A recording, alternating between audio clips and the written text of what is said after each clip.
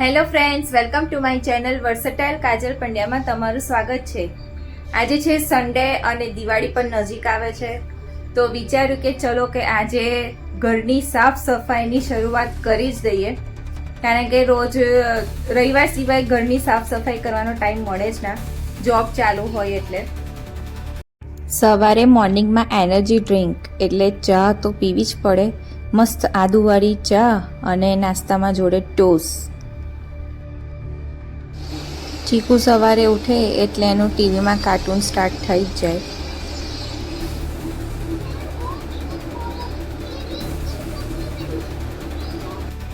ઘરે આ નવું કિચન કરાયું છે અમે,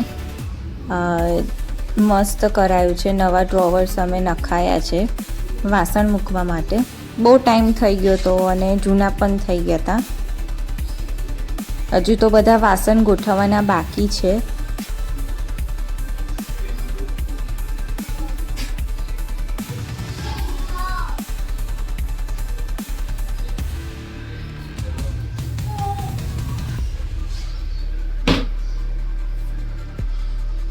ઘરે ફર્નિચરનું કામ કર્યું હતું એટલે ધૂળ બહુ જ આવી ગઈ છે। તમે જોઈ શકો છો કે કેટલી બધી ધૂળ થઈ ગઈ છે। આમ હાથમાં લિટરલી ધૂળ આવે છે, એટલે આ બધું જ સાફ કરવાનું થયું છે।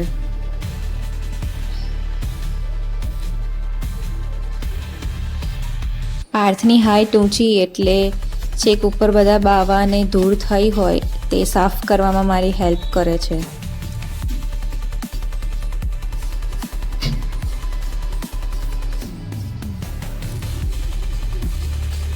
કામ કરવાની મજા ત્યારે જ આવે જ્યારે જોડે આપણું મનગમતું મ્યુઝિક વાગતું હોય। બીજી બાજુ મારા ફેવરેટ સોંગ વાગતા હતા અને આ બાજુ ઘરની સાફ સફાઈ ચાલતી હતી।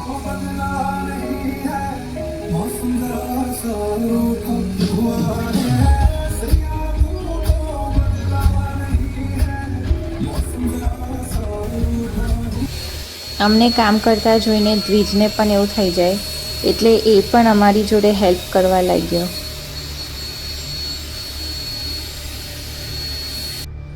આ કિચનનું બેઝિન છે, એમાં પાણીના લીધે ક્ષાર બહુ જ આવી જાય છે, તો મારી પાસે ક્ષારનો પાવડર છે, એ હું લગાવીશ અને એનાથી હું સાફ કરીશ।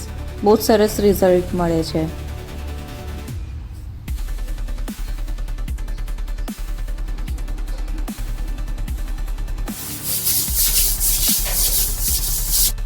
પર બધો ક્ષાર આવી ગયો છે, વ્હાઈટ કલરનો દેખાય છે તમને એ। આ સાફ કર્યા પછીનું રિઝલ્ટ છે, એકદમ ક્લીન। સાફ સફાઈ થઈ ગઈ, બસ હવે નાહી ધોઈને જમવાનું બનાવવાની શરૂઆત કરીશું। કાઠિયાવાડી રીતે ગાંઠિયાનું શાક બનાવીશ, ડુંગળી ટામેટાં ગાંઠિયાનું શાક। રોટલી મેં બનાવી દીધી છે એટલે આજુબાજુ પ્લેટફોર્મ પર લોટ વેરાયો છે। એક બાજુ શાક બનાવવા માટે મેં તેલ લીધું, તેલની અંદર રાઈ નાખી, એની અંદર આદુ ને લસણ નાખ્યા છે મેં। એને 2 મિનિટ માટે હું સાંતળવા દઈશ।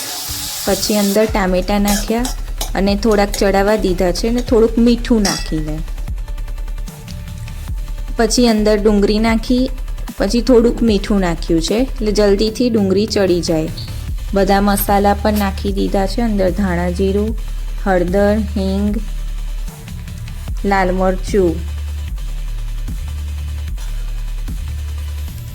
અને થોડોક પાઉંભાજીનો મસાલો। સરખી રીતે મિક્સ કરી લઈશ અને 5 મિનિટ માટે હું એને થોડુંક ગેસ ઉપર ચડાવવા દઈશ, ધીમા ગેસે। બીજી બાજુ દ્વિજનું પણ બને છે, એની માટે હું બનાવવાની છું ફ્રેન્કી। હવે આ બાજુ શાક ચડી ગયું છે, તેલ છૂટું પડી ગયું। હવે એમાં હું થોડુંક પાણી નાખીશ, પાણી નાખીને થોડી વાર ઉકળવા દઈશ। ગાંઠિયા તો હું જમતી વખતે નાખીશ। બીજી બાજુ દ્વિજ માટે પેટીસ રેડી કરું છું। એની અંદર બ્રેડ ક્રમ્સ, પોટેટો, સોલ્ટ અને બ્લેક પેપર મેં નાખ્યું છે, એટલે તેલ સહેજ હાથમાં લગાડીને હું એની પેટીસ બનાવીશ।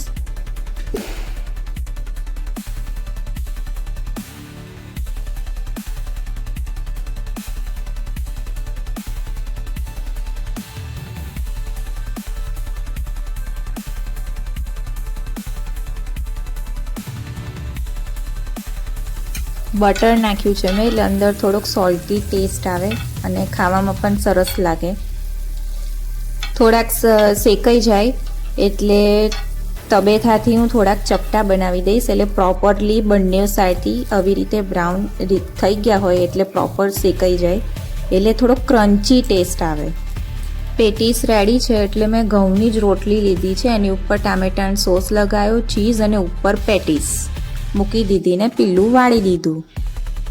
શાક માટે પાણી ઉકળી ગયું છે એટલે અહીંયા આગળ મેં મેથીના ગાંઠિયા લીધા છે, મેથી ફ્લેવર. સરખી રીતે હલાવી દીધું અને ગરમ ગરમ રોટલી સાથે જમી લીધું. જે અમે સાંજે બહાર આંટો મારવા ગયા હતા એટલે થોડુંક માઇન્ડ ફ્રેશ થાય. તો તમને કેવો લાગ્યો મારો આ વ્લોગ કમેન્ટ જરૂર કરી દેજો. And like, share and subscribe કરવાનું તો બિલકુલ ના ભૂલતા. તો મળીએ નેક્સ્ટ વ્લોગમાં, ત્યાં સુધી આવજો.